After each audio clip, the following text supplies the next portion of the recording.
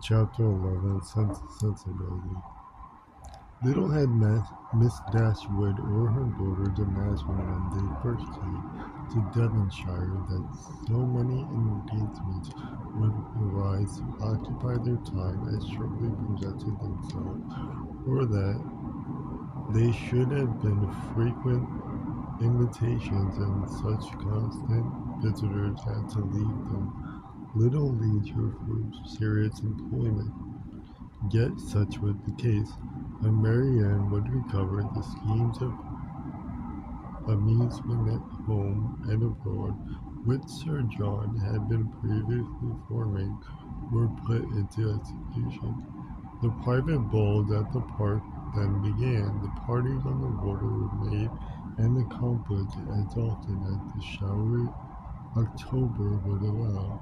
In every meeting of the kind, Willoughby was included, and the ease and familiarity which naturally indeed these parties were exactly calculated to give increasing intimacy to his acquaintance with the Dashwoods to afford him opportunity of witnessing the excellencies of Marianne, of marking his animated admiration of her, and of receiving in her behaviour to himself the most pointed assurance of his affection. Eleanor could not be surprised at their attachment. She only wished that it were less openly shown, and once or twice did venture to suggest the propriety of some self-command to Marianne. But Marianne abhorred all concealment which no real disgrace could attend unreserved, and to aim at the restraint of sentiments which were not in themselves allowable appeared to her not merely an unnecessary effort, but a disgraceful suggestion of reasons of commonplace and mistaken notions. Willoughby thought the same, and their behaviour at all times was an illustration of their opinions. When he was present, she had no eyes for anyone else. Everything he did was right. Everything he said was clever. If their evenings at the park were concluded with cards, he cheated himself and all the rest of the party to get her a good hand. If dancing formed the amusement of the night, they were partners for half the time, and when obliged to separate for a couple of dances, were careful to stand together, and scarcely spoke a word to anybody else. Such conduct made them, of course, most exceedingly laughed at, but ridicule could not shame, and seemed hardly to provoke him. Miss Dashwood entered into all their feelings with a warmth which left her no inclination for checking the excessive display of them. To her it was but the natural consequence of a strong affection in a young and ardent mind. This was the season of happiness to Marianne. Her heart was devoted to Willoughby, and the fond attachment to Norland, which she brought with her from Sussex, was more likely to be softened than she had thought it possible before, by the charm which his society bestowed on her present home. Eleanor's happiness was not so great. Her heart was not much at ease, nor her satisfaction in their amusements so pure. They afforded her no companion that could have amends for what she had left behind, nor that could teach her to think of Norland with less regret than ever. Neither, neither Lady Middleton nor Miss Jennings could supply to her the conversation she missed, although the latter was an everlasting talker, and from the first had regarded her with the kindness which ensured her a large share of her discourse. She had already repeated her own history to Eleanor 3 or 4 times, and had Eleanor's memory been equal to her means of improvement, she might have known very early in their acquaintance all the particulars of Mr. Jennings' last illness, and what he said to his wife a few minutes before he died.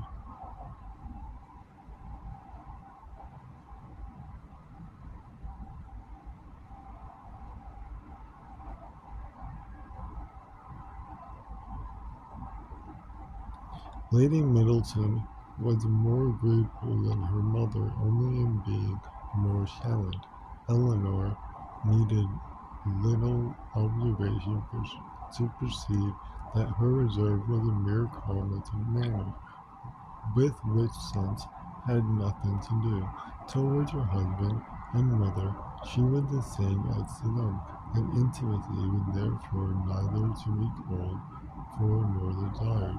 She had nothing to say one day when she had not said the day before. Her insipidity was invariable, for even her spirits were always the same, and though she did not oppose the parties arranged by her husband, provided everything were conducted in style and her 2 eldest children attended her,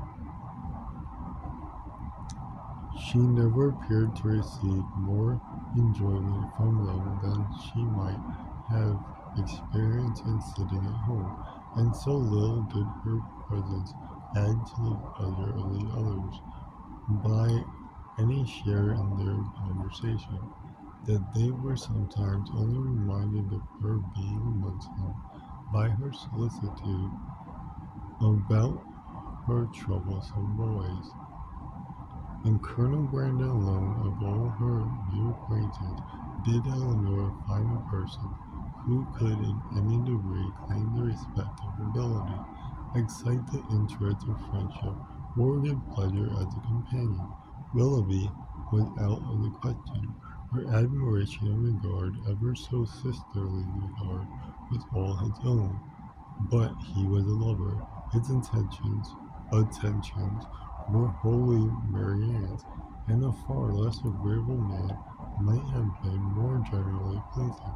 Colonel Brandon, unfortunately for himself, had no such encouragement to think only of Marianne, and in conversing with Eleanor he found the greatest consolation for the indifference of her sisters.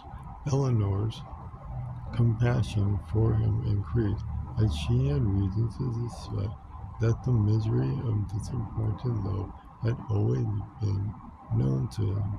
His suspicion was given by some words which had accidentally dropped from him one evening at the park, when they were sitting down together by mutual consent, while the others were dancing. His eyes were fixed on Marianne, and after a silence of some minutes, he said, with a faint smile, "Your sister, I understand, does not approve of second attachments." "No," replied Eleanor, "her opinions are all romantic, or rather, as I believe, she considers them impossible to exist." "I believe she does, but how she contrives it without reflecting on the character of her own father, who had himself 2 wives, I know not. A few years, however, will settle her opinion on the reasonable basis of common sense and observation, and when they say, be more easy to define and to justify than they now are by anybody but herself." "This will probably be the case," he replied, "and yet there is something so amiable in the prejudice of a young mind that one is sorry to see when them give way to the reception of some general opinions."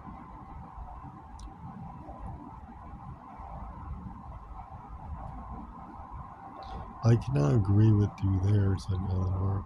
There are conveniences attending such feelings as Marianne's, which all the charms of enthusiasm and ignorance of the world cannot alone atone for.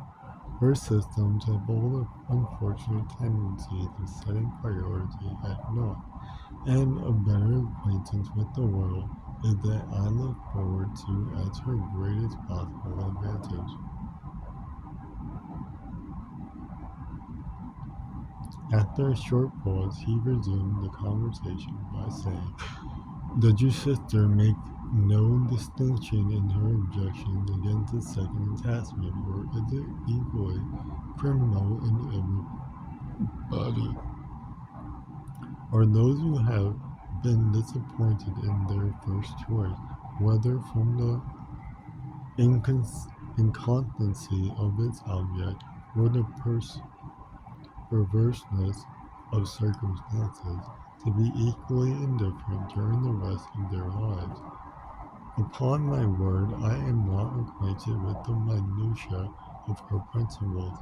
I only know that I never yet heard her admit any instance of a second attachment being pardonable. This, said he, cannot hold, but a total change of sentiment.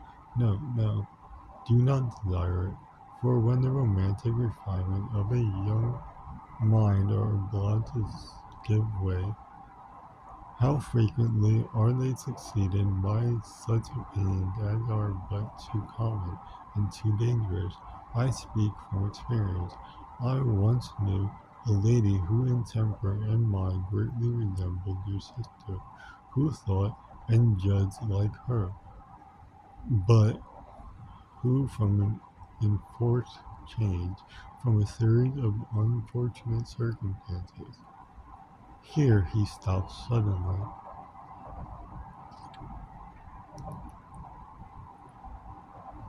appeared to think that he had said too much, and by his countenance gave rise to conjectures which might not otherwise have entered Eleanor's head. The lady would probably have passed without suspicion had he not convinced Miss Dashwood that what concerned her ought not to escape his lips. As it was, it required but a slight effort of fancy to connect his emotion with the tender recollection of her regard. Eleanor attempted no more, but Marianne, in her place, could not have done so little. The whole story would have been speedily formed into under her active imagination, and ever being in everything established in the most melancholy order of disastrous love. Chapter 12. As Eleanor and Marianne were walking together the next morning, the latter communicated a piece of news from her sister, such in spite of all that she knew before of Marianne's imprudence and want of thought, surprised her by its extravagant testimony of both. Marianne told her, with the greatest delight, that Willoughby had given her a horse, one that he had bred himself in his estate in Somersetshire, and which was exactly calculated to carry a woman, without considering that it was not in her mother's plan to keep any horse, that if she were to alter her resolution in favour of this gift, she must buy another for the servant, and keep a servant to ride it, and after all build a stable to receive them. She had accepted the present without hesitation, and told her sister of it in raptures. He intends to send his grooms into Somersetshire immediately for it, she added, and when it arrives we will ride a good day. We shall share its use with me. Imagine to yourself, my dear Eleanor, the delight of a gallop in one of these hounds.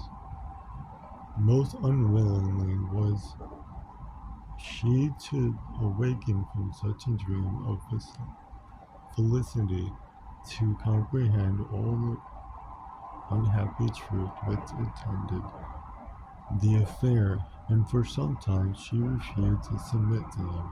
As to an additional servant, the expense would be a trifle. Mama, she was sure, would never object to it, and any horse would be do for him. He might always get out at the park. Add to a stable, the nearest shed would be sufficient. Eleanor then ventured to doubt the propriety of her receiving such a present from a man so little, or at least so lately known to her. This was too much. You are mistaken, Eleanor, said she warmly, in supposing I know very little of Willoughby. I have not known him long indeed, but I am much better acquainted with him than I am with any other creature in the world, except yourself and mamma. It is not time or opportunity that is to determine intimacy. It is disposition alone. 7 years would be insufficient to make some people acquainted with each other, and 7 days are more than enough for others. I would hold myself guilty of greater impropriety in accepting a horse from my brother than from Willoughby. Of John I know very little, though he can had we have lived together for years, and though of Willoughby my judgment has long been formed. Eleanor thought it wisest to touch that point no more. She knew her sister's temper. Opposition on so tender a subject would only attach her the more to her own opinion, but by an appeal to her affection for her mother, by representing the inconveniences which that indulgent mother must draw in herself, if, as would probably be the case, she consented to this increase of establishment, Marianne was shortly subdued, and she promised not to tempt her mother to such imprudent kindness by mentioning the offer, and to tell Willoughby when she saw him next that it must be declined. She was faithful to her word, and when Willoughby called at the cottage the same day, Eleanor heard her express her disappointment to him in a low voice, and being obliged to forego the acceptance of his present, the reasons for his alterations were at the same time related, and they were such as to make further entreaty in his on his side impossible. His concern, however, was very apparent, and after expressing it with earnestness, he added in the same low voice, "But, Marianne, the horse is still yours, though you cannot use it now. I shall keep it only till you can claim it, when you leave Barton to form your own establishment in a more lasting home. Queen Mab shall receive you." This was all overheard by Miss Dashwood, and in the whole of the sentence, in his manner of pronouncing it, and in his addressing her sister by her Christian name alone, she instantly saw an intimacy so decided, a meaning so direct, and marked a perfect agreement between them. From that moment she doubted not of their being engaged to each other, and the belief of it created no other surprise than that she, or any of their friends, should be left by tempered so frank to discover it by accident. Margaret related something to her the next day, which placed this matter in a still clearer light. Willoughby had spent the preceding evening with him, and Margaret, by being left some time in the parlour with only him and Marianne, had had opportunity for observations, which, with the most important face, she communicated to her eldest sister when they were next by themselves. "Oh, Eleanor," she cried, "I have such a secret to tell you about Marianne. I am sure she will be married to Mr. Willoughby very soon." "You have said so," replied Eleanor.